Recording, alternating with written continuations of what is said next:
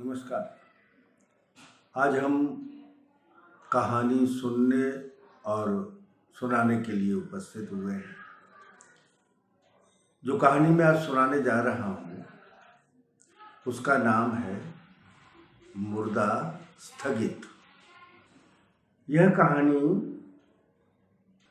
2 दशक पहले लिखी गई थी और लगता है कि आज भी उतनी ही मौजूद है जितनी उस समय थी जब ये लिखी गई थी। इसलिए मैं इस कहानी में आप सबकी बहुत आत्मीय भागीदारी चाहता हूँ। तो आरंभ करता हूँ। मुर्दा स्थगित।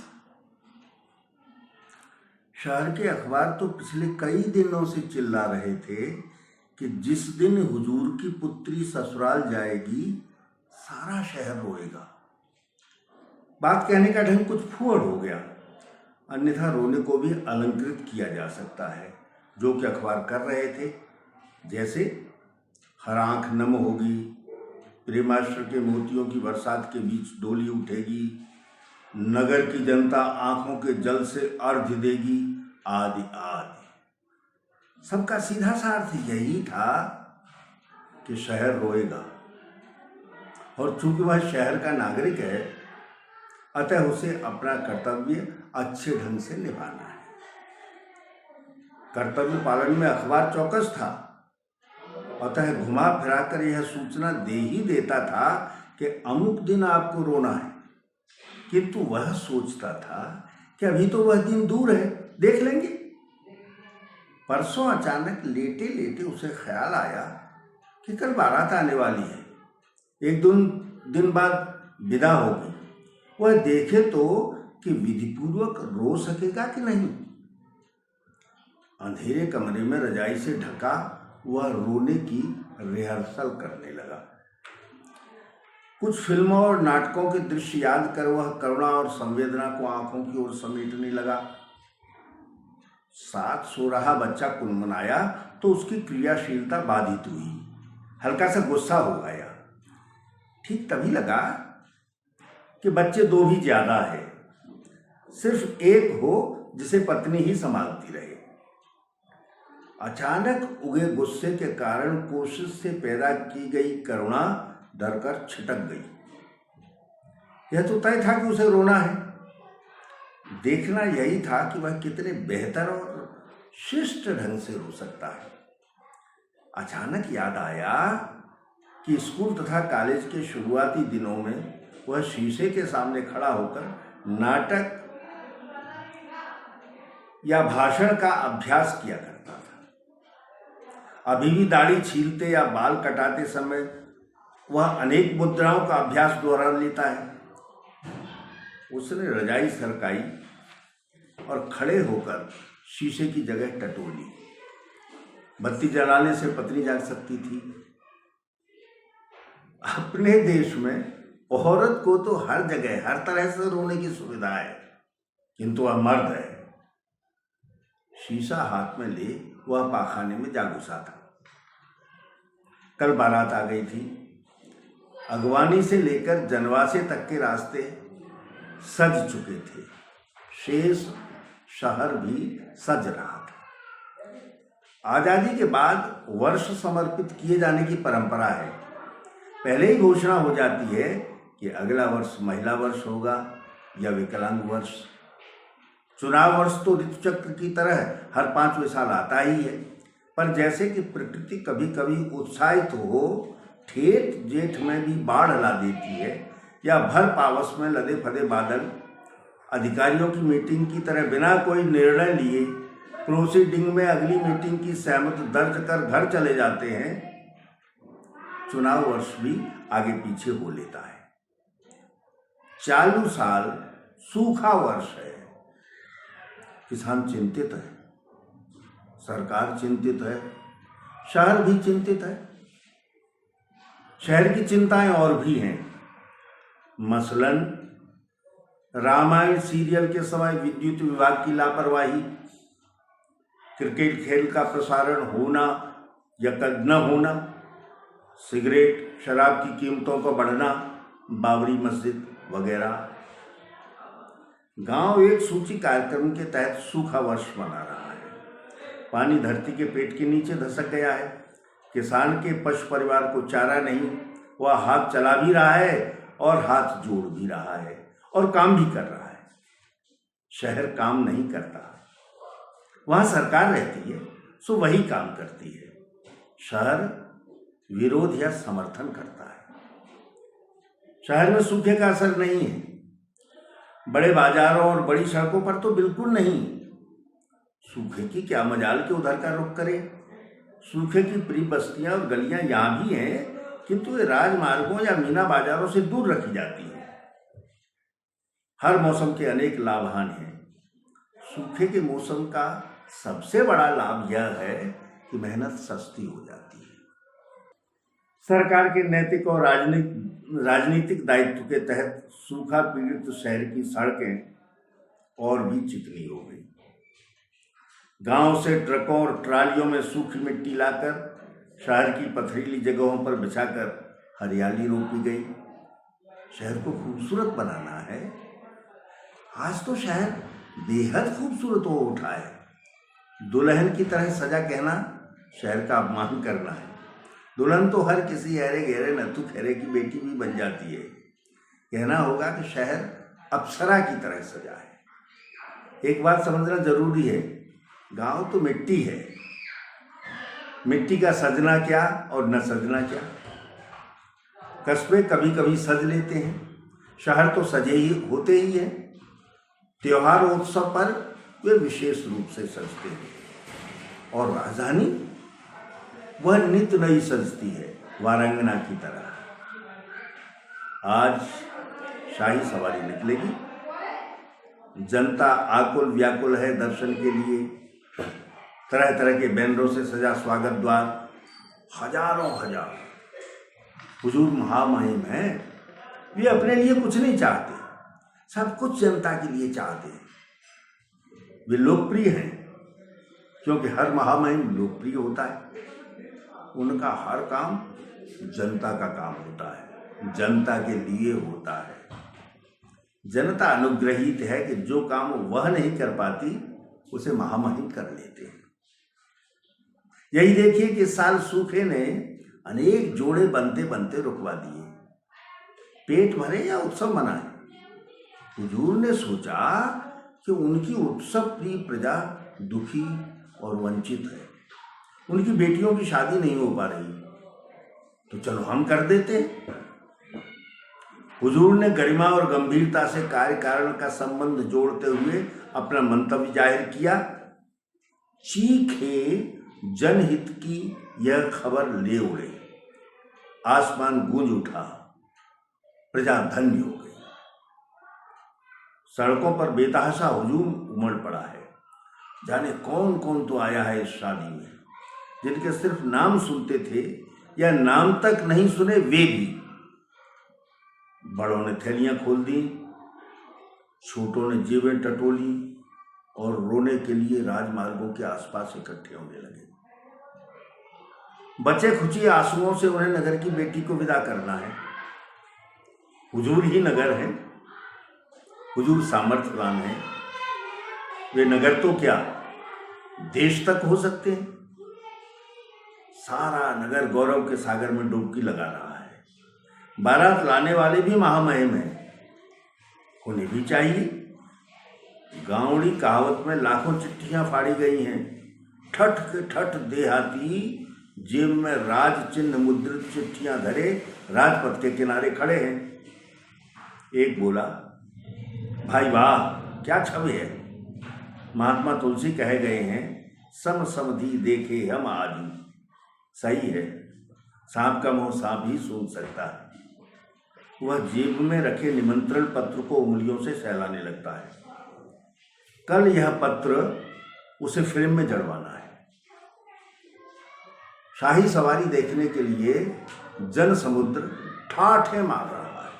जाने कहां कहां से जन्म जन्म के भिकमंगे किस्म के लोग अपनी दयनीयता को भरसक छिपाते हुए ठीक ठाक या फिट फैट आवरण धारण करके जमा है।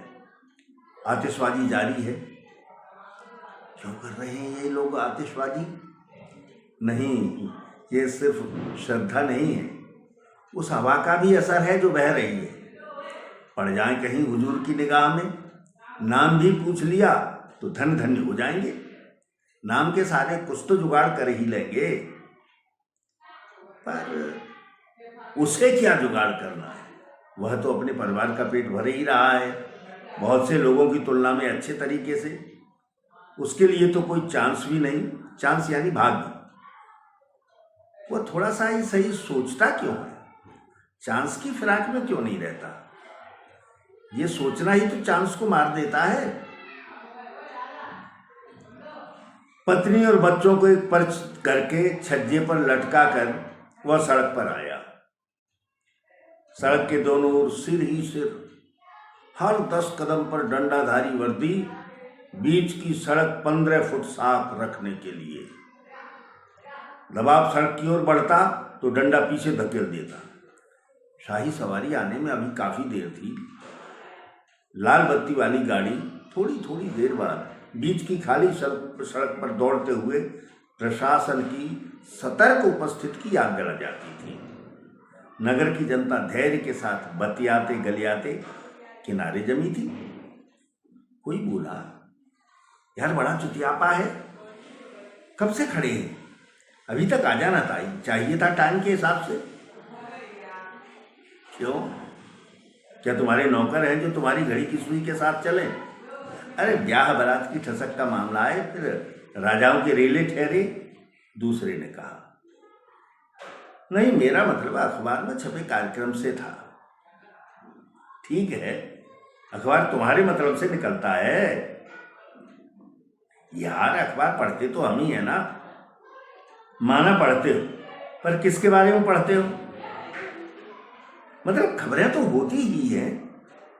कौन साला कहता है कि नहीं होती? यही ना कि फला साहब को छींक आ गई, डिमके साहब छुट्टियां मनाने किसी खास जगह गए, उन साहब ने गिरफ्तारी दी, वे साहब वॉकआउट कर गए, इन्होंने वक्तव्य दिया, उन्होंने रैली का नेतृत्व किया। ऐसे अवसरों पर समय काटने का चर्चा से अच्छा कोई साधन नहीं होता। यही पता लगता है कि घुग्गू से लगने वाले और साहब के डर से बार बार पेशाब घर की यात्रा करने वाले व्यक्ति के भी अपने मौलिक विचार होते हैं। यहाँ तक कि उसे कुर्सी पर बिठा दिया जाए तो सरकारें तक मजे में चल सकती हैं। खाली बैठा बनिया शेर बांटी तौले वाले अंदाज में कुछ और लोग भी हल्के हल्के मुस्कुराते चर्चा की ओर आकर्षित हो गए। गुट्ट सा जमने पर कुछ दूर के तमाशाइयों की छठी इंद्रिय जागी। वहां क्या हो रहा है? वे उस तरफ बढ़े, कुछ और लोग भी बढ़े। क्या हुआ भाई? पता नहीं। एक आदमी जो पंजों पर उचक उचक कर टोह रहा था बोला। भीड़ का एक हिस्सा उस ओर बढ़ने लगा।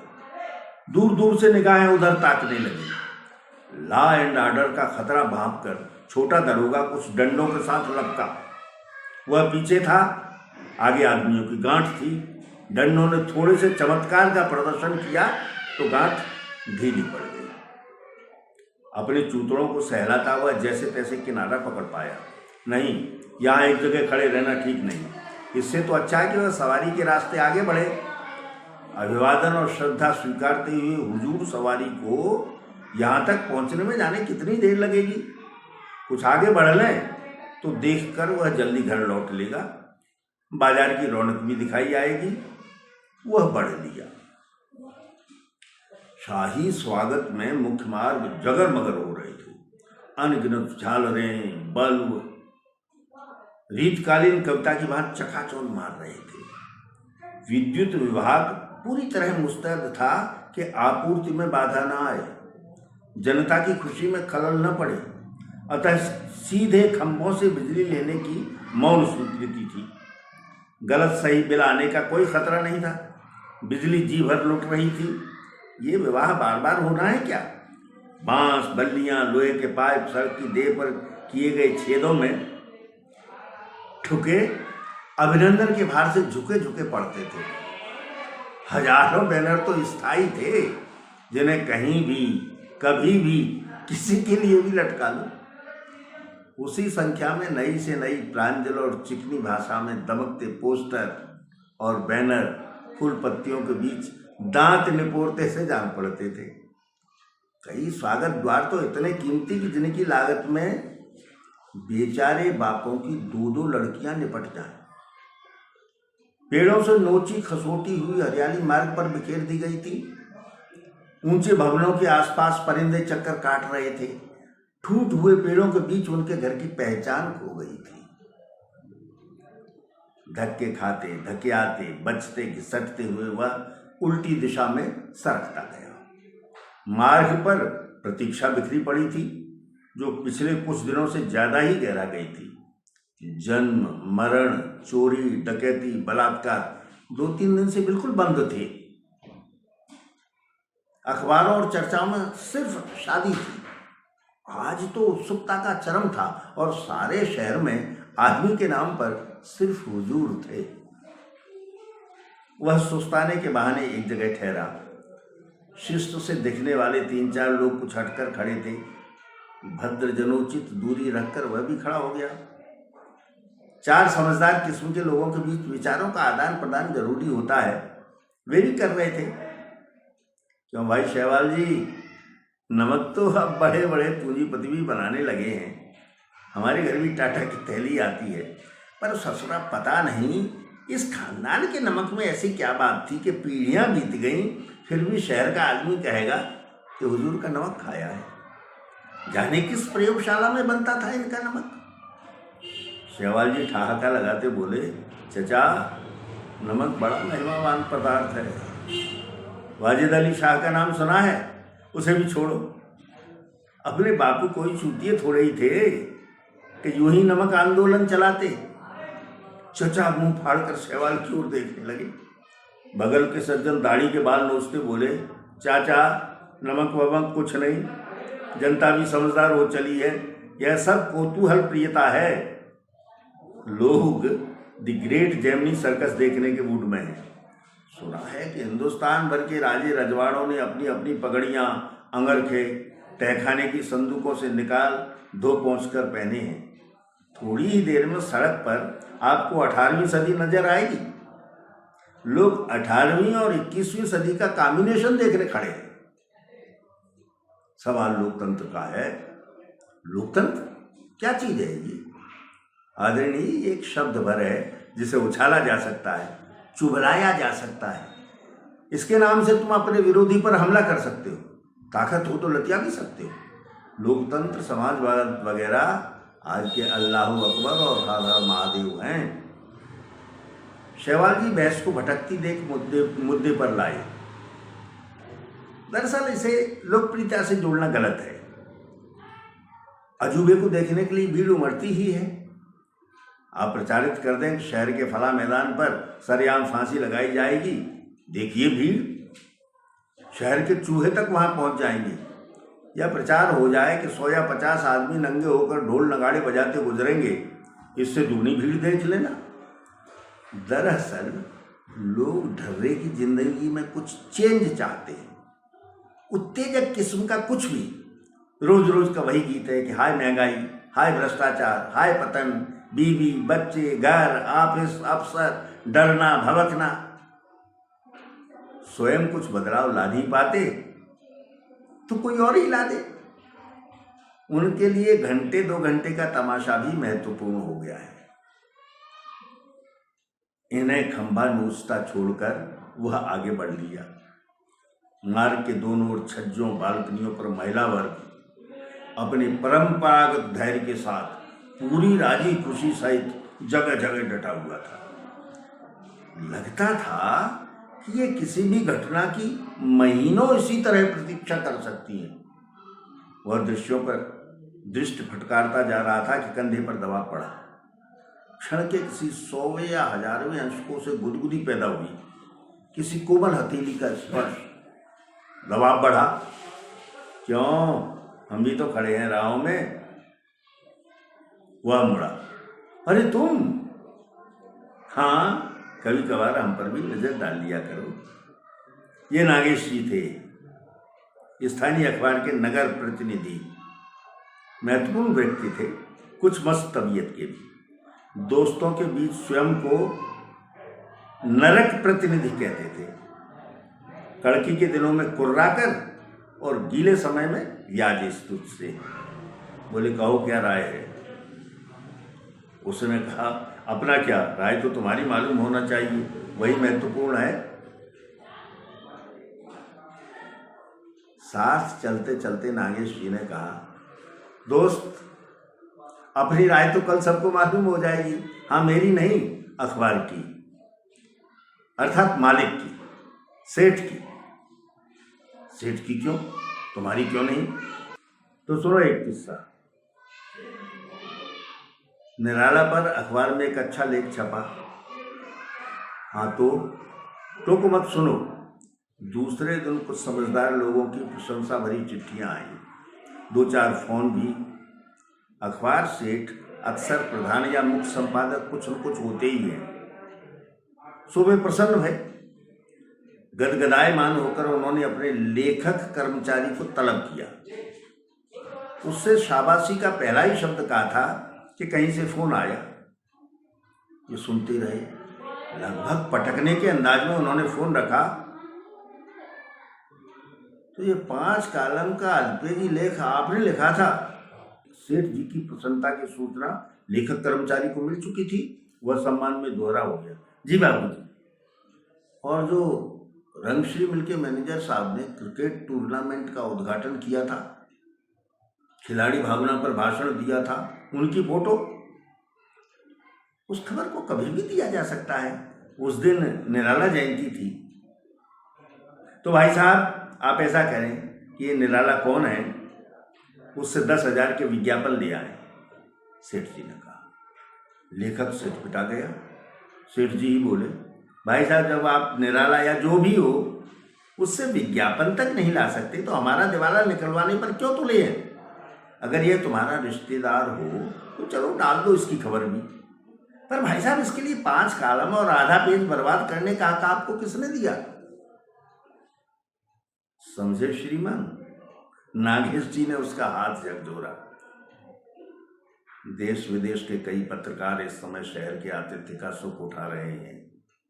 वर वधू दोनों पक्ष दाता खानदान से हैं। ये अखबारी कलम का जमने के लिए इस्तेमाल करना चाहते हैं तो इन्हीं जैसे दूसरे को उखाड़ने के लिए। समर्थन और विरोध दोनों के लिखने वाले तय हैं। दोनों ओर से 5 सितारा सुविधाएं उपलब्ध कराई गई हैं। अच्छा तुम्हें भी तो प्रसाद मिल रहा होगा? उसने पूछा।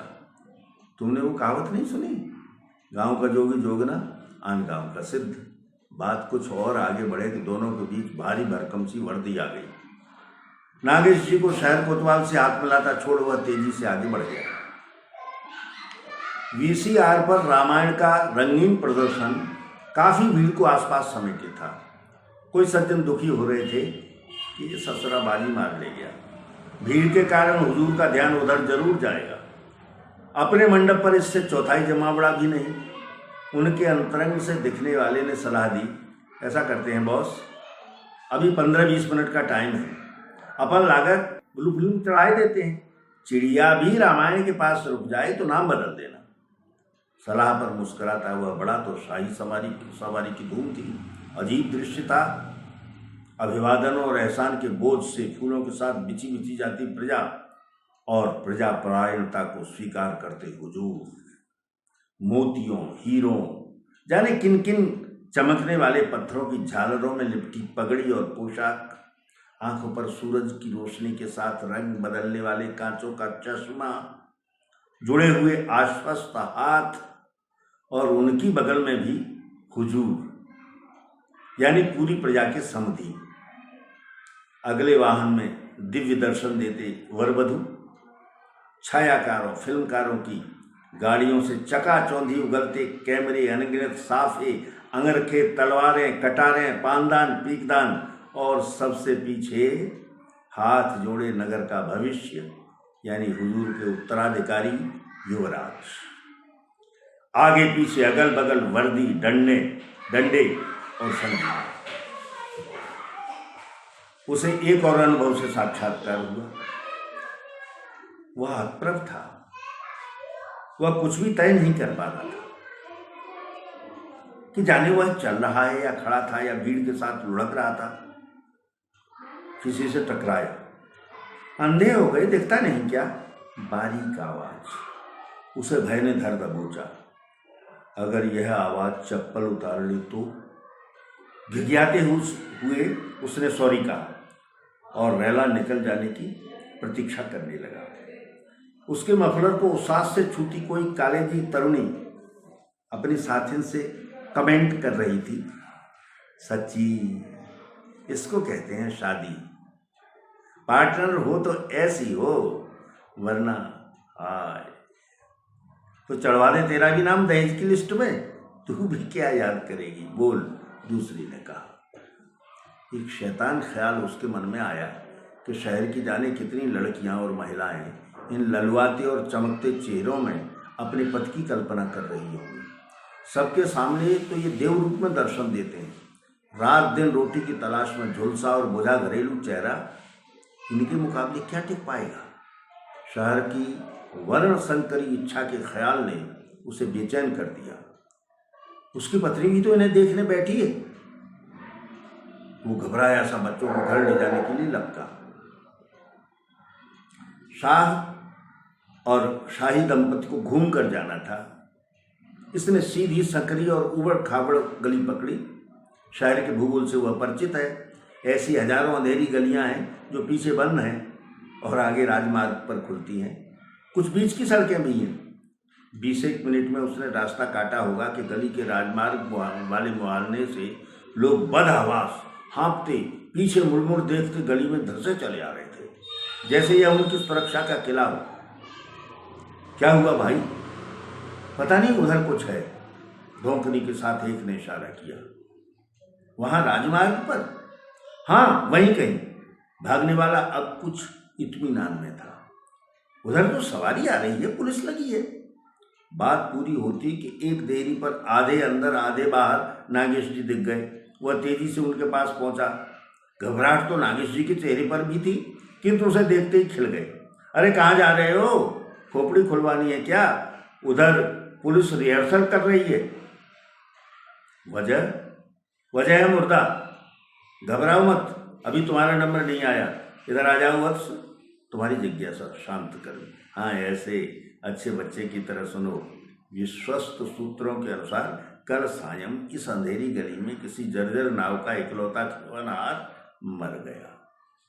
घर, कोठरी या दड़वा में एक अदद लाश और रेजगारी की कीमत के 3-4 अदद बच्चे। मुर्दे की बीवी बर्तन मांजने का व्यवसाय करती है। वह अपनी साइट पर गई थी। लौटी तब तक सड़कें रोशनी के दूध में स्नान कर चुकी थी। रात में अंत्येष्टि जैसा महंगा समारोह संपन्न करने की कुवत मुर्दे की बीवी में थी नहीं। गांव में परिवार वालों को भी खबर करनी थी। रात बीती, दिन आया। शाही शादी का मजा छोड़कर गांव में खबर करने कौन जाता? खैर, जाने कैसे खबर हुई। गांव से 2-3 सदस्यीय प्रतिनिधिमंडल आया। अर्थी रस्म हुई। तब तक सूर्य भगवान विश्राम करने चले गए। अब भाई साहब, ये जीव कोई राजा या नेता तो था नहीं कि रसायनों के उपचार द्वारा अंतिम दर्शनों के लिए रखा जाता। जाड़े की अगली रात के 14 घंटों और ठंडी सुबह के 3 घंटे मिलाकर कल तक लाश बदबू मारने लगती। सो तय पाया कि शाही सवारी आने से पहले ही उसे ठिकाने लगा लिया जाए। अब श्रीमान को हम वहां लिए चलते हैं जहां शाह हुजूर नंबर 1, 2, 3 आदि चल रहे हैं। बिजली विभाग ने आज के खेल के लिए एस्ट्रोटर्फ इंतजाम किया है। लोग जी भर सुट्टे मार रहे हैं। सरकारी प्रेस की बगल में किसी खंबे, दुकान, स्वागत द्वार, राम जाने कहाँ आग लगी कि खतरा भांपकर प्रशासन ने शाही सवारी बीच की सड़क से मोड़ दी। उधर लोग निराश भले ही हुए हों कि लाखों की लागत से सजे धजे स्वागत द्वार धरे रह गए, पर पूरे 3 किलोमीटर का चक्कर बच गया। यूं यहां तक आते आते सवारी को देर लगती, पर शॉर्टकट के कारण वह जल्दी ही आने को है और इधर से मुर्दा घुस पड़ा। जाना तो दोनों को एक ही रास्ते से है। प्रशासन के समक्ष गहन समस्या उपस्थित हो गई है कि पहले मुर्दा जाए या शाही सवारी। और प्यारे भाई, जब प्रशासन का दिमाग काम करना बंद कर देता है तो लाठी काम करने लगती है। तुम्हें पड़ गई क्या? उसने पूछा। हो भी सकता है, शीघ्र पता नहीं चलता, चोट हमेशा बाद में तकलीफ देती है। अब चलो, मुझे पत्रकारिता भी करनी है। नागेश जी उसे खींचने लगे। वे गली के मुहाने पर पहुंचे। उचक उचक कर देखने से पता चला कि अर्थी बदस्तूर बीच मार्ग पर पड़ी है। कंधा देने वाले निरीह याचना से पुलिस और भीड़ की ओर बारी बारी से टुकुर टुकुर कर लेते हैं। 8-9 वर्ष का एक बालक मुड़े सिर पर सफेद कपड़े का टुकड़ा लपेटे, हाथ में धुंधवाती हड़िया लटकाए खड़ा है। ये पांचों प्राणी और छठा मुर्दा पुलिस के घेरे में है। दरोगा, नगर निरीक्षक, डिप्टी सब परेशानी में डूबे दिखाई दे रहे थे। पुलिस के घेरे पर दर्शकों का घेरा था। शाही सवारी की प्रतीक्षा में हो रही कोफ्त छट गई थी। यह फिल्म के पूर्व ट्रेलर जैसी व्यवस्था थी। नागेश जी ने थैले से डायरी निकाल हाथ में ले ली। जरा हटिए प्लीज, इन्हें निकलने दीजिए। हटो भी सारी, आज कहते हुए अर्थी तक पहुंच गए। इतने में ही सायरन बजाती लाल बत्ती वाली गाड़ी आकर रुकी। पुलिस कप्तान और डीएम उतरे। बजती हुई एड़ियों को अनसुनाकर कप्तान ने नगर निरीक्षक को घूरा, जैसे तलब कर रहे हो। अटेंशन की मुद्रा में उसने रिपोर्ट दी। सर, अर्थी है, कोई आदमी है मरा हुआ, कोई पॉलिटिकल स्टंट तो नहीं? ऐसा ना हो कि वो उठ खड़ा हो। नो सर, सचमुच की लाश है। ओके, तुरंत ठिकाने लगाओ, पर्दे को वक्त नहीं। लो, वे आ गए। कुछ भी करो, लाश दिखनी नहीं चाहिए। हरी अप, देखना है क्या कर सकते हो। वे जीप में बैठ रास्ता साफ करवाने मुड़ लिए। नगर निरीक्षक की अंकुर दृष्टि के सामने पुलिस पदक लहराया। जय घोष से आसमान गूंजने लगा था। फुलझड़ियां, पटाखे, फ्लैश, नगाड़े, चीतकार, शीतकार। शाही दंपति की सवारी गुजर रही थी। मुर्दा बगल की ओर खिसका। पुलिस के जवान व्यवस्था में इस तरह सटे खड़े थे कि पीछे की लाश दिखाई न दे सके। जवानों के आगे अर्थी को कंधा देने वाले भी खड़े कर दिए गए। उनके हाथों में फूल थे। सवारी गुजरने लगी। हुजूर के पीछे युवराज अभिवादन स्वीकारते हुए। उनकी निगाह हाथों में पुष्प लिए गुमसुम खड़े छोटे से बालक पर पड़ी। उन्होंने मुस्कुराकर हाथ हिलाया। चौंक कर लड़के के हाथों ने फूल उछाल दिए। धन्यवाद।